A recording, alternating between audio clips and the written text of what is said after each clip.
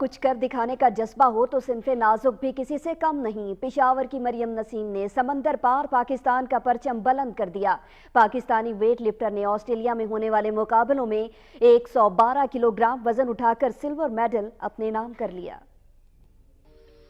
موجودہ دور میں صنف نازک بھی کسی سے پیچھے نہیں، اس کا عملی مظاہرہ پیش کیا پشاور کی 25 سالہ مریم نے۔ آسٹریلیا میں ہونے والے ہیوی ویٹ لفٹنگ مقابلوں کے دوران مریم نے 112 کلو گرام وزن اٹھا کر سلور میڈل اپنے نام کر لیا اور ملک کا نام روشن کیا۔ مریم کا کہنا تھا کہ خواتین کے لیے وزن اٹھانا کوئی مشکل کام نہیں، اس کے لیے روزانہ ورزش کر کے جسم کو مضبوط رکھنا ضروری ہے۔ انہوں نے کہا کہ مستقبل میں فٹنس کے مقابلوں میں گولڈ میڈل جیتنے کی بھرپور کوشش کریں گی۔ ویٹ لاس ایک بہت شارٹ ٹرم گول ہے۔